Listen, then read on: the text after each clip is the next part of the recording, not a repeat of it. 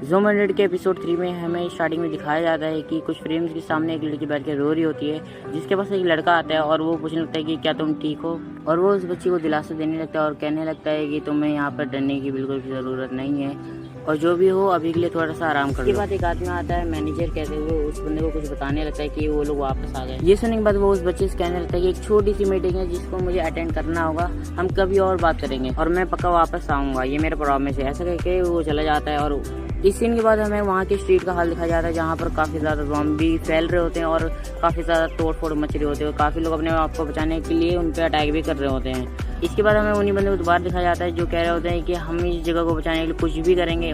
इसके बाद अकीरा को बाइक पे दिखाया जा रहा होता है, जहाँ पे वो मजे से अपना ड्रिफ्ट मारते हुए आ रहा होता है और सिटी में काफ़ी सारे ज़ॉम्बीज़ फैले हैं और वो आराम से उन सबको नोटिस भी कर रहा होता है तब। और यहाँ पर अभी तक हमें एक तरीके से ज़ूम 100 का रिकैप दिखाया जा रहा होता है जो कि आगे होने वाला है। और उसके बाद हमें बैक स्टोरी दिखाई जाती है, वो भी कुछ ही घंटों की, जिसमें अकीरा अपनी बियर्ड शेव कर रहा होता है और अलग अलग तरीके की बियर्ड रखने लगता है। और अकीरा वो कह भी रहा होता है कि अगर मैं इसको किसी अच्छी तरीके से उगा सकूँ तो और भी सही है। और इसे करने के बाद वो एक मार्कर से अलग अलग तरीके के अटेम्प्ट लेता है, लेकिन उसे बिल्कुल पसंद नहीं आता है। उसके बाद फिर वो अपने विशेष को पॉइंट आउट करता है। इसके बाद वो रूम में देखता है कि उसके फ़ोन पे मैसेज आ रहे होते हैं और वो देख के भाई चौंक जाता है, क्योंकि इंटरनेट अब इसमें वापस आ चुका था। इसके बाद वो अपने मैसेजेस चेक करने लगता है। इसके बाद वो अपने पिछले 3 साल लिखे मैसेजेस चेक करने लगता है। इंटरनेट वापस आ जाने की वजह से अकीरा काफ़ी ज़्यादा खुश हो जाता है और वो बार बार मैसेजेस चेक करने लगता है। उसके बाद अकीरा कहने लगता है कि मैं अभी इंटरनेट सिर्फ इसी वजह से चला पा रहा हूँ क्योंकि अभी इंटरनेट ज़्यादा लोग नहीं चला रहे हैं। इसके बाद अकीरा अपने दोस्तों के बारे में सोचने लगता है कि काश मैं उनके साथ अपना वक्त बिता पाता।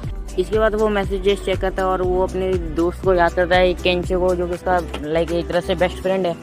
इस सीन के बाद हमें अकीरा के फ्रेंड को दिखाया जाता है जो कि एक रूम में बंद है यहाँ पर, और वो काफ़ी ज़्यादा घबरा रहा होता है। और इसके बाद वो पानी पीने लगता है और पानी पीने के बाद वो ये बैठ के सोचने लगता है कि बिना खाने के सिर्फ 3 दिन तक वो यहाँ पे फंसा है। साथ में उसी रूम के अंदर एक ज़ॉम्बी भी बंधा हुआ था जिसको उसने बांध के शायद रखा था, और वो भी सोचने लगता है कि मैं इस ज़ॉम्बी के साथ इतने दिनों से फंसा हुआ हूँ। और इस वक्त केंचो काफ़ी ज़्यादा एग्जॉस्ट हो चुका था और वो भी सोचने वाला कि क्या मैं इस तरीके से मरने वाला हूँ, वो भी ऐसी घटिया जगह पर।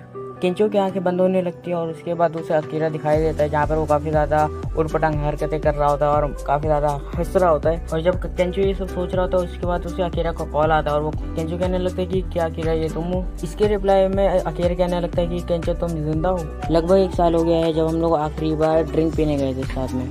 और ऐसे ही वो दोनों आपस में बात कर रहे होते हैं यहाँ पर। केंचो अकीरा से कहता है कि तुम इतने ज़्यादा खुश क्यों दिख रहे हो। और ये सुनने के बाद अकीरा कहने लगता है कि मैं ये तुम्हें बताऊंगा जब हम दोनों दोबारा मिलेंगे। अकीरा पूछने लगता है कि तुम अभी इस वक्त हो कहाँ पर, तो केंचो कहने लगता है कि मैं अभी शिंजुकू में हूँ। उसके बाद अकीरा कहने लगता है कि मैं ठीक है, मैं भी अभी वहीं आता हूँ। केंचो कहता है कि नहीं, ये इम्पॉसिबल है। इसके बाद अकीरा कहने लगता है जो भी हो तुम मुझे अपना एड्रेस टेक्स्ट कर दो। ये कहने के बाद वो कॉल कट कर देता है। नेक्स्ट सीन में हमें दिखाया जाता है कि अकीरा शिंजुकू जाने के लिए निकल चुका होता है अपने बाइक पर, और रास्ते में जाते हुए तो अकीरा सोच रहा होता है कि वो कितना ज़्यादा हैंडसम और पॉपुलर था और बात करने में भी कितना ज़्यादा अच्छा था, और वो अकीरा का काफ़ी ज़्यादा अच्छा दोस्त था। इसी के साथ हमें कुछ बैक के सीन भी दिखाए जाते हैं, जहाँ पर केंचो काफ़ी ज़्यादा अकीरा का मजाक भी उड़ा रहा होता है, उसकी कंपनी अच्छी है और वो तो एक तरह से अकीरा को जला भी रहा होता है। और इन पास्ट टाइम के सीन्स के बाद हमें दिखाया जाता है केंचो को, जो कि अभी भी बाइक पे है और कह रहा होता है कि वेट करो केंचो, मैं आ रहा हूँ। इसके नेक्स्ट सीन में हमें दिखाया जाता है कि कुछ ज़ॉम्बीज़ उसी कैरेक्टर के पास जा रहे होते हैं जो जिसे हमें इस एपिसोड में स्टार्टिंग में दिखाया होता है। वो बीच में सेंटर में खड़ा होता है और वो बंदा बिल्कुल ही हार मान चुका होता है, वो अब बचने वाला नहीं है इन ज़ॉम्बी से। और इसके बाद वो आंखें बंद करता है और वो कहता है कि मैं अपना प्रॉमिस नहीं निभा पाया। ज़ॉम्बीज़ उस बंदे को मारने वाले होते हैं, लेकिन बहुत ज़्यादा आवाज़ होने की वजह से वो वहाँ से चले जाते हैं और वो बंदा सोच रहा था कि क्या मैं अभी बच गया हूँ। सेम साउंड केंचो को भी सुनाई देता है। और उसके बाद हमें स्ट्रीट के बाद दिखाया जाता है कि गाड़ी में से हॉर्न की आवाज़ बहुत तेज बज रहा है। और उसके बाद सडनली हमें वाटर में केंचो को दिखाया जाता है, जहाँ पर वो ज़ॉम्बीज़ को ट्रिक करके वहाँ पर उन्हें ब्लास्ट कर देता है। इसके बाद हमें केंचो का सीन दिखाया जाता है, जहाँ पर वो कमरे से बाहर निकल के देखने लगता है कि यहाँ पर असल में चल क्या रहा है। सडनली अकीरा केंचो के पीछे आ जाता है। अकीरा केंचो के ऊपर हाथ रखता है, जिससे केंचो काफी ज्यादा डर जाता है। उसे लग रहा था कि ज़ॉम्बी वहाँ पर आ गया है। केंचो अकीरा का नाम लेता है और कहता है कि तुम सच में यहाँ पर आ गए। और केंचो के इतना कहने के बाद ही अकीरा केंचो का नाम लेते हुए काफी ज्यादा सैड हो जाता है और काफी ज्यादा रोने भी लगता है वहाँ पर। और वो रोते रोते ये कह रहा होता है कि मुझे वो कंपनी छोड़ देनी चाहिए थी बिना तुम्हारी एडवाइस लिए। और अकीरा कह रहा होता है रोते रोते कि मैं तुमसे काफी ज्यादा जेलस था कि तुम कितने सक्सेसफुल हो और कितने खुश, और मैं अपना गुस्सा तुम पे उतारता था। और जबकि हम दोनों दोस्त हैं। और ये कहने के बाद वो काफी ज्यादा अकेला यहाँ पर रो रहा होता है। केंचो कहने लगता है कि तुम इतनी दूर से इस रास्ते से होकर आए हो, और वो भी सिर्फ मुझे इतना कहने के लिए। और स्टिल यहाँ पर केंचो अभी भी सॉरी सॉरी सिर्फ बोल रहा होता है और रो ही जा रहा होता है। दोनों की बात करने में वहाँ पर ज़ॉम्बीज आ जाते हैं और उन पर अटैक कर देते हैं। और उसके बाद वो लोग सीधा इसके बाद वो लोग रूफ पर चले जाते हैं जिससे वो ज़ॉम्बी से बच पाएं। केंचो दरवाजे को होल्ड करके रखता है जिससे ज़ॉम्बीज बाहर ना आ पाएं। और वहीं पर अकीरा एसी का फैन लेके आए वहाँ पर रख देता है। और ये भी सीन काफी ज्यादा फनी वाला मेरे को लग रहा था। जितना भी वेट उन लोगों ने दरवाजे के सामने रखा था वो उतना काफी नहीं था कि ज़ॉम्बीज उसे ज्यादा देर तक होल्ड कर पाए। केंचो यहाँ पर काफी ज्यादा घबरा जाता है और सोचने लगता है कि हमें अब क्या करना चाहिए। केंचो काफी तेज से चीख के अकीरा का नाम लेता है और कहने लगता है कि अब हमें क्या करना चाहिए। यहाँ पर अकीरा के माइंड में कुछ और ही चल रहा होता है और वो कहता है कि हम लोग कूदेंगे यहाँ से, हमारे पास वाली बिल्डिंग इतने पास है कि हम लोग वहाँ पर कूद सकते हैं। और केंचो इसकी बात से बिल्कुल भी ज्यादा यहाँ पर सहमत नहीं था। वो कहने लगता है कि हम इतनी डिस्टेंस तक कूद ही नहीं सकते। उसके बाद अकीरा अपने पोजीशन में आ जाता है और वो कूदने के लिए सेट हो जाता है और कहता है कि वो तो कूद कर ही पता चलेगा। इसके बाद वो वहाँ से डायरेक्ट ही भागना शुरू कर देता है। और केंचो से रोकने के लिए उसको आवाज लगा रहा होता है लेकिन वो सुनने में कहाँ था भाई। वो भाग जाता है और वहाँ पर सीधा वो जंप कर देता है वहाँ से। अकीरा दूसरी बिल्डिंग पर सेफली लैंड कर जाता है और उसके बाद केंचो पूछने लगता है कि क्या तुम ठीक हो।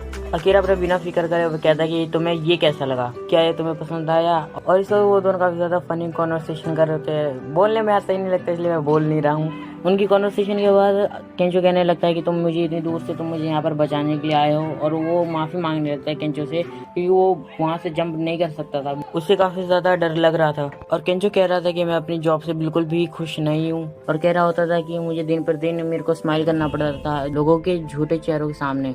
केंचो जितने भी शो ऑफ करता था अकीरा के सामने वो उन सबके लिए सॉरी बोलने लगता है। अकीरा उसे माफ कर देता है और इसके बाद केंचो पीछे आ जाता है और पीछे आने के बाद डायरेक्ट स्पीड में भागता है और उसके बाद वो भी बिल्डिंग से जंप कर देता है। अकीरा उसे जंप करते हुए देखते हुए हंसने लगता है बहुत तेज क्योंकि वो आसमान में अपने कपड़े सारे उतार देता है और वो काफी ज्यादा सीन फनी बन जाता वाला।